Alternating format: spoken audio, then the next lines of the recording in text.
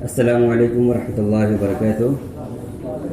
اراکین مجلس صدارت، ناظم جلسہ اور معزز سامعین، میں بارگاہ خداوندی میں شکر گزار ہوں کہ بزم صدف انٹرنیشنل کے توسط سے یہ موقع میسر آیا کہ آپ کے سامنے کچھ باتیں عرض کر سکوں۔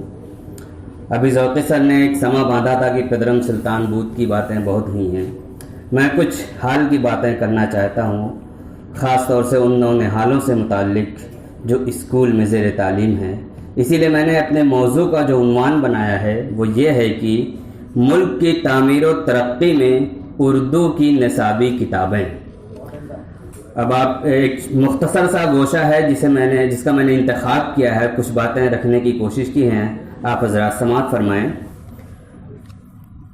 کسی بھی ملک کی تعمیر و ترقی میں زبانوں کا اہم کردار ہوتا ہے، کیونکہ زندگی کے ہر موڑ پر ایک زبان کی ضرورت ناگزیر ہے، لہذا زبانیں جس قدر زرخیز ہوں گی وہ اتنی ہی مفید ثابت ہوں گی۔ ہندوستان کی خاص بات یہ ہے کہ ایک کثیر اللسان ملک ہے۔ اس ملک کی ترقی میں کسی ایک زبان کا نہیں بلکہ کئی زبانوں کا اہم کردار ہے۔ بدلتے وقت کے ساتھ ملک کی تعمیر و ترقی میں الگ الگ زبانوں کی ضرورت رہی ہے۔ اس ملک کی ایک شیریں زبان اردو بھی ہے۔ اس زبان کا بھی ملک کی ترقی میں بہت اہم حصہ رہا ہے، بالخصوص انگریزوں کی حکومت کو ختم کرنے اور غلامی سے آزادی کی طرف قدم بڑھانے میں اس زبان نے اہم رول ادا کیا ہے۔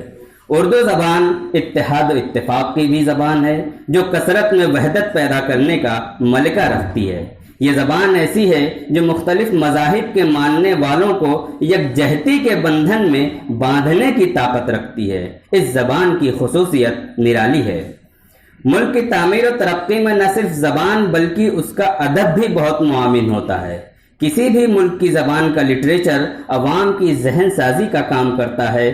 ادب کے ذریعے عوام کے ذہن میں ملک سے محبت اور اس کی ترقی کے لیے جذبہ بیدار کیا جاتا ہے۔ اس اعتبار سے اردو ادب بھی کسی بھی ہندوستانی زبان سے پیچھے نہیں ہے۔ اردو ادب کے ذخیرے میں بے شمار مثالیں موجود ہیں جو ملک کی ترقی میں عوامی ذہن سازی کا کام کرتی ہیں۔ اس مضمون میں نصابی کتابوں پر گفتگو کی جائے گی کہ کس طرح اردو کی نصابی کتابیں، بالخصوص اسکول کی سطح کی کتابیں، ملک کی تعمیر و ترقی میں اپنا کردار نبھاتی ہیں۔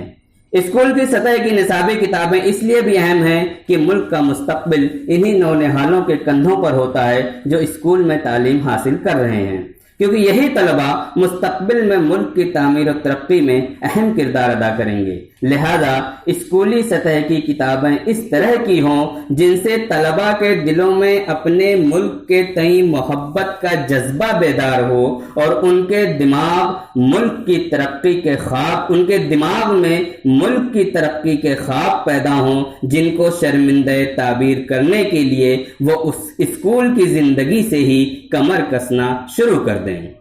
اردو کی نصابی کتابوں، بالخصوص NCERT کی تیار کردہ کتابوں کا جائزہ لیا جائے تو یہ واضح ہوتا ہے کہ اس بات کا خاص خیال رکھا گیا ہے کہ ان کتابوں میں اردو کے ذخیرے سے وہ فن پارے شامل کیے گئے ہیں جن میں قومی یکجہتی اور اتحاد و اتفاق کا درس شامل ہے، کیونکہ ہندوستان ایک کثیر اللسان اور کثیر المذاہب ملک ہے اور یہاں کے باشندوں کو ایک ساتھ مل کر رہنا ہے، تبھی یہ ملک ترقی کر سکے گا۔ اگر ملک کے باشندوں کے درمیان کشیدگی اور انتشار و تفرقہ پیدا ہوگا تو ملک ترقی کے بجائے تنزلی کی طرف گامزن ہو جائے گا۔ اردو تو ایسی زبان ہے جس کے ادب میں اتحاد و اتفاق اور قومی یکجہتی کی باتیں بھری پڑی ہیں۔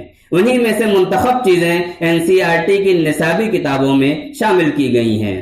پہلی جماعت سے لے کر 12ویں جماعت تک اردو کی تمام کتابوں میں جو اسباق شامل کیے گئے ہیں ان کے مطالعے سے اندازہ ہوتا ہے کہ ماہرین نے تمام زاویوں سے انتخاب شامل کرنے کی کوشش کی ہے، اور یہ انتخاب نثر اور نظم دونوں کا ہے۔ نظموں کا مطالعہ کیا جائے تو اس میں حالی کی نظم تعلیم سے بے توجہی کا نتیجہ ایسی نظم ہے جو طلبہ میں تعلیم سے رغبت پیدا کرتی ہے اور تعلیم کے فائدوں سے باخبر کرتی ہے، نیز تعلیم سے بے توجہی سے پیدا ہونے والے نقصانات سے آگاہ بھی کرتی ہے۔ اسی طرح ان کی ایک نظم کہنا بڑوں کا مانو بھی ہے، جس میں چھوٹے بچوں کو زندگی گزارنے کے آداب سکھائے گئے ہیں کہ کس طرح زندگی میں بڑوں کا کہنا ماننا ضروری ہے اور اس کے کیا فوائد ہیں۔ حالانکہ ایک اور نظم عورتوں کا درجہ بھی ایک اچھی نظم ہے، جس کے ذریعے طلبہ اور بچوں میں عورتوں کے تئیں محبت اور عقیدت پیدا کرنے کی کوشش کی گئی ہے۔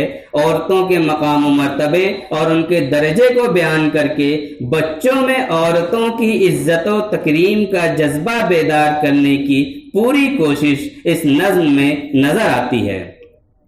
علامہ اقبال کی نظم ترانہ ہندی اپنے آپ میں ایک بے مثال نظم ہے، جو ملک کی ترقی میں اہم کردار ادا کرتی ہے، کیونکہ اس کے ذریعے طلباء کو ملک سے اور ملک کے عوام سے محبت کا درس دیا گیا ہے، نیز تفرقہ بازی اور انتشار سے دور رہنے کا سبق سکھایا گیا ہے۔ سیماب اکبر آبادی کی نظم ذروں کو انسان بنا دو، یہ طلباء کو اس نظم میں طلباء کو یہ پیغام دیا گیا ہے کہ وطن کو اپنی جان بنا لیں اور تعلیم کے زیور سے لیس ہو کر وطن کی ترقی میں اپنے حصے کا چراغ ضرور جلائیں۔ یہ پوری نظم علم کی اہمیت اور اس کی افادیت پر مبنی ہے، جس کے ذریعے ملک کے نونہالوں کو تیار کیا جا رہا ہے کہ تعلیم کے ذریعے ہی جہالت کا خاتمہ ہوگا، اور جب جہالت کی تاریکی چھٹے گی تو علم کی روشنی پھیلے گی، اور علم کی بنیاد پر ہی ملک میں اتحاد و اتفاق پیدا ہوگا، نیز ملک ترقی کی راہ پر گامزن ہوگا۔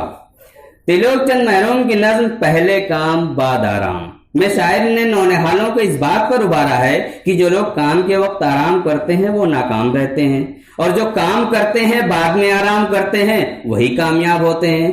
اس نظم میں بتایا گیا کہ محنت والے بازی مار جاتے ہیں اور غفلت اور سستی والے بازی ہار جاتے ہیں، اس لیے کامیابی کی کلید کام میں ہے، آرام میں نہیں۔ لہذا طلبہ کام کے تئیں حساس رہیں، خود بھی کامیاب ہوں اور ملک کو بھی کامیابی اور کامرانی اور ترقی کی راہ پر لے جائیں۔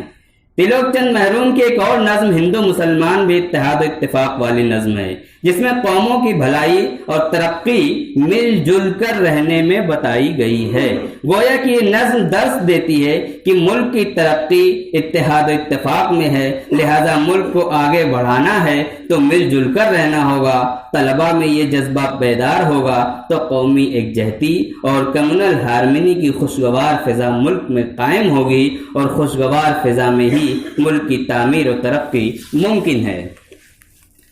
ساحل لدھیانوی کی نظم اے شریف انسانوں جنگ و قتال کے مقابلے میں امن و بھائی چارگی اور اخوت و محبت کا درس دیتی ہے۔ اس نظم کے ذریعے طلباء میں اخوت و محبت پیدا ہوتی ہے اور جنگ سے نفرت کا جذبہ بیدار ہوتا ہے۔ محمد فاروق دیوانہ کی نظم پیام عمل بھی ایک بہترین نظم ہے، جو بچوں کی حوصلہ افزائی کرتی ہے اور قوم کی خدمت پر ابھارتی ہے۔ یہ پوری نظم عزم اور ولولے کی کیفیات سے مملو ہے۔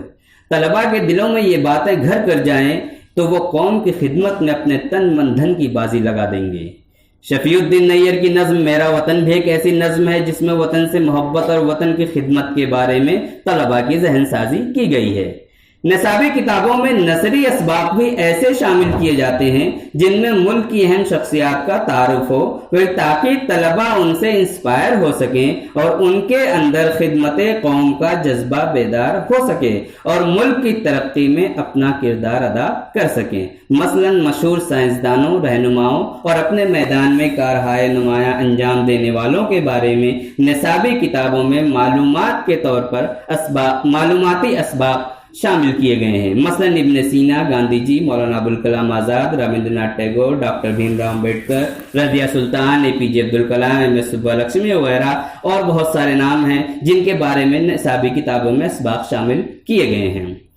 اسی طرح نونہالوں کے لیے جو کہانیاں پیش کی گئی ہیں وہ بھی سبق آموز ہوتی ہیں۔ ہر کہانی میں ایک مقصد اور ایک پیغام پوشیدہ ہوتا ہے۔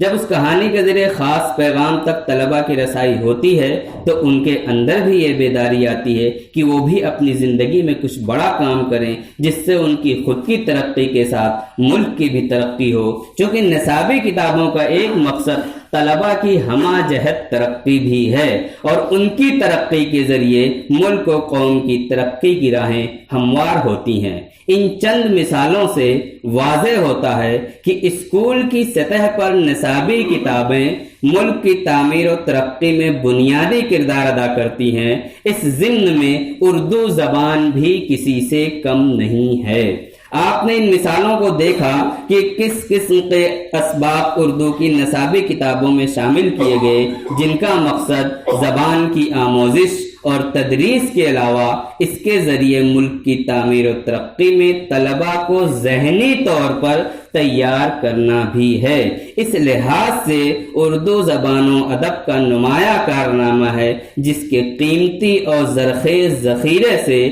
اسکولی کتابوں کے لیے ایک بہترین انتخاب پیش کیا جا سکا۔ بہت بہت شکریہ۔ بہت شکریہ ڈاکٹر سلمان۔